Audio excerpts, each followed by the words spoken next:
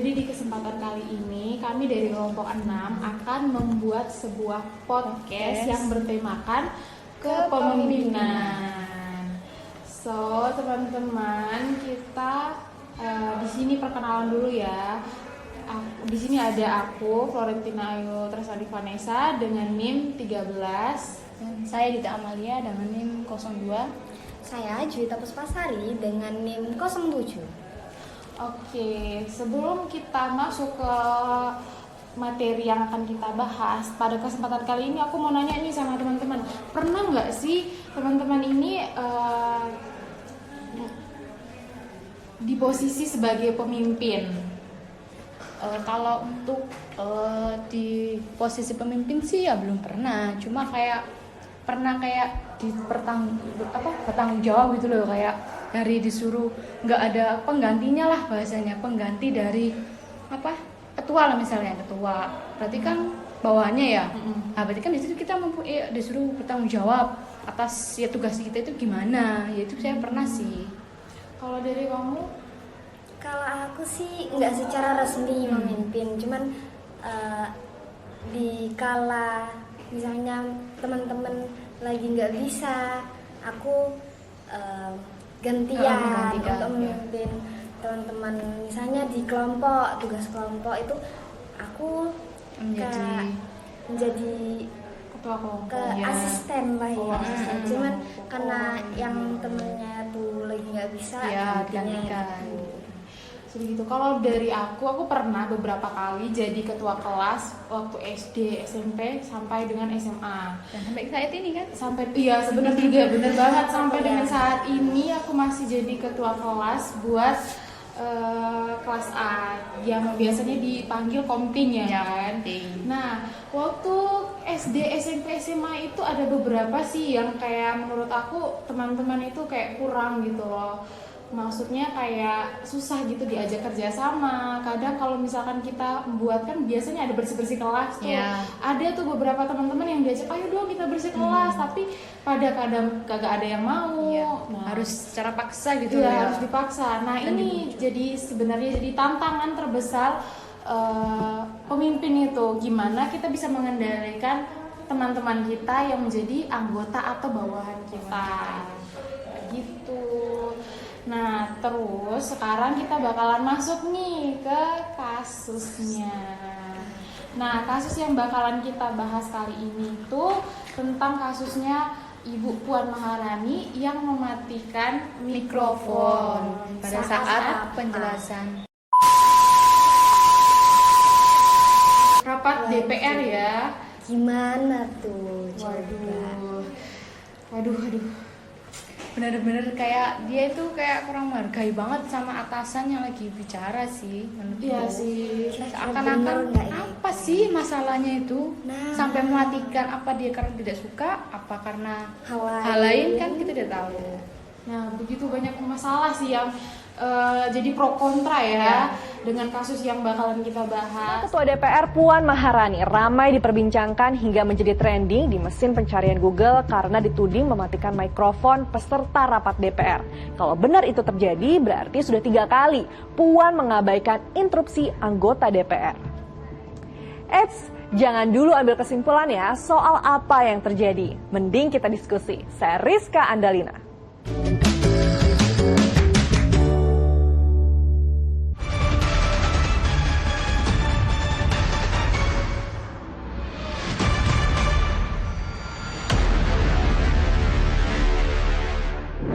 Secara lengkap, integral, dan komprehensif meliputi perbuatan yang mengandung kekerasan seksual.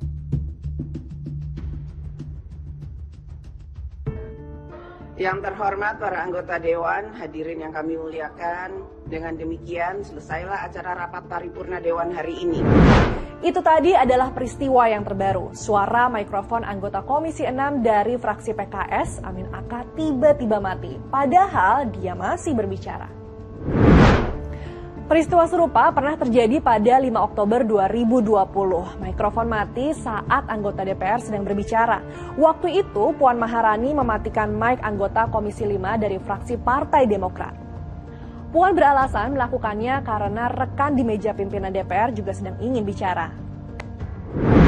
Lalu 8 November 2021, interupsi anggota Komisi 10 dari fraksi PKS tidak dihiraukan Puan saat membahas persetujuan Jenderal Andika Perkasa sebagai Panglima TNI. Alasannya interupsi dibatasi agar waktu rapat tidak molor karena masih pandemi. Nah, yang terakhir 24 Mei 2022. Kalau yang ini kenapa ya? Pada pasal 256 ayat 6 Tatip, di situ mengatur bahwa jika ada anggota mau bicara di paripurna, itu diberikan waktu 5 menit. Nah, saya kira kemarin pimpinan rapat, yaitu Ibu Puan, sudah mengatakan bahwa rapat kemarin itu sudah lebih dari 2,5 jam. Nah, jadi kemarin pada saat mic itu disetting, semua disetting itu otomatis. Pada saat dipencet itu sudah berjalan memang menuju 5 menit. Sehingga pada saat 5 menit itu mic-nya sudah mati. Sekarang kita dengar versi cerita dari yang mikrofonnya dimatikan. Dalam rapat paripurna, Amin mendorong revisi KUHP yang mengatur tindak pidana kesusilaan secara lengkap. Namun saat sedang berbicara, suara Amin tiba-tiba menghilang. Amin pun kecewa mengetahui lampu mikrofon di hadapannya mendadak mati. Apapun yang terjadi, ada kesan Puan mengabaikan interupsi anggota Dewan. Sampai-sampai di media sosial ada ungkapan Puan Maharani hat-trick. Nah, soal itu saya ajak bicara pakar komunikasi politik. Dari gestur politik ya, harusnya sih itu nggak dilakukan. Minimal ada pemberitahuan terlebih dahulu bahwa waktunya tinggal 30 detik atau tinggal 15 detik gitu ya. Minimal tuh dikasih tahu gitu. Karena bila statusnya sudah anggota DPR, artinya dia memang mewakili rakyat yang diwakilinya. Ya, sekali lagi minimal ada informasi, Mas Freddy ya. Dalam sebuah pertandingan bola pun waktu 2 kali 45 menit sudah habis, tetap ada toleransi perpanjangan waktu sedikit. Ini akibat berbagai hal dan itu diberitahukan kepada seluruh pemain gitu ya.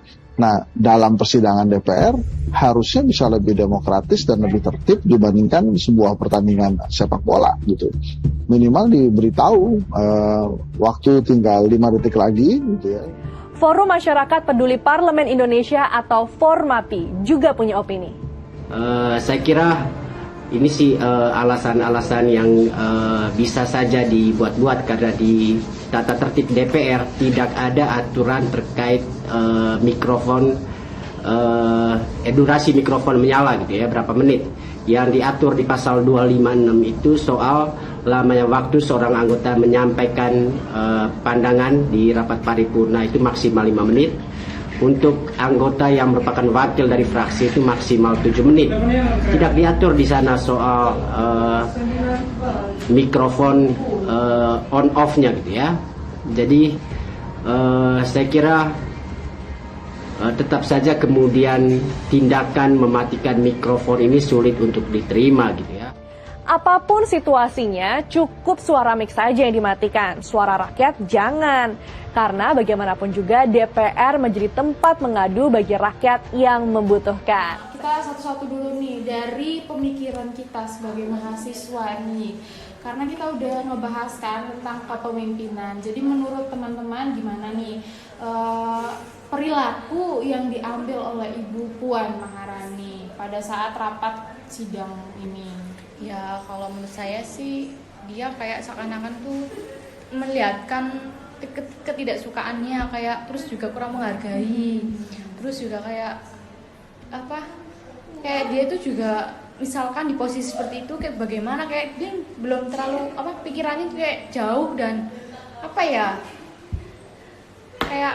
egois menurut saya. Kayak kalaupun nggak suka ya udah gitu, tapi tidak usah yang mematikan, kayak seakan-akan itu membatasi gitu loh. Terus kalau diri kamu gimana? Oke. Jadi kalau menurutku sebagai orang yang bekerja itu harusnya melaksanakan tugas secara baik dan tidak mencampurkan urusan pribadi gitu kan. Kalau menurut aku sih dari Ibu Puan sendiri kurang bisa melaksanakan tugasnya dengan baik. Kayak sebagai ketua itu harusnya bisa mengayomi anggota-anggotanya, dan gimana ya, kalau misalnya ketuanya belum bisa itu kan pasti anggotanya akan juga merasa bisa jadi meniru juga mungkin. Nah itu kayak kurang bisa dicontoh lah ya istilahnya sebagai pemimpin gitu sih. Kalau menurut aku gimana? Kalau menurutku aku setuju sama pendapat kalian berdua, karena menjadi seorang pemimpin itu punya tantangan tersendiri. Kayak kita harus menghargai pendapat dari bawahan kita. Sekali aja atau mungkin aja pendapat dari teman-teman atau rekan-rekan kita itu lebih bisa diterima karena mereka yang terjun langsung. Nah, kita sebagai pemimpin kita harus mengolah pendapat-pendapat dari bawahan-bawahan kita, rekan-rekan di seperjuangan kita, teman-teman kita, semuanya kita harus tampung. Nah, jadi ketua juga atau jadi seorang pemimpin juga itu punya tanggung jawab untuk mengambil keputusan.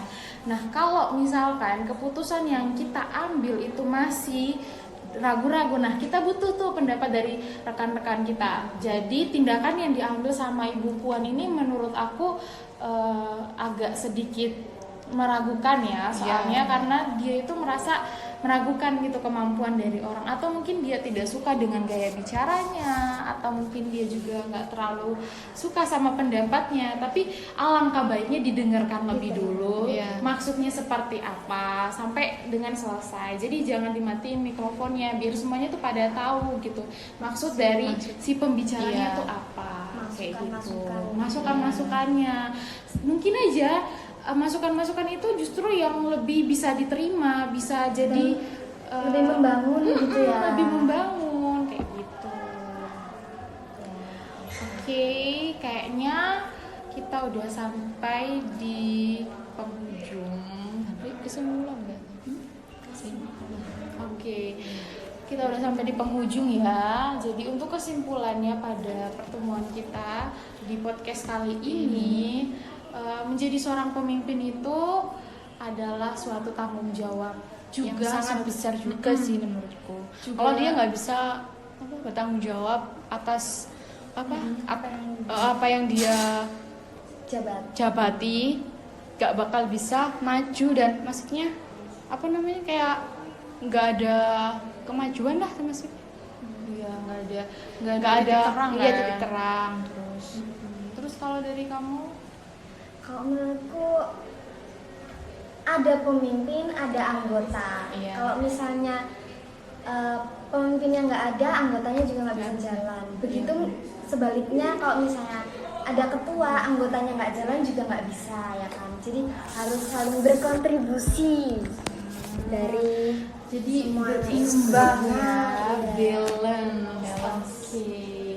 Oke, kalau dari aku, seorang pemimpin yang baik adalah seorang yang bisa mencerminkan jati dirinya, bisa mengelola situasi dan kondisi, bisa mengarahkan kepada tujuan-tujuan yang ingin dicapai sejak awal. Seperti itu. Oke, sekian dari kita. Sampai jumpa di kesempatan podcast berikutnya.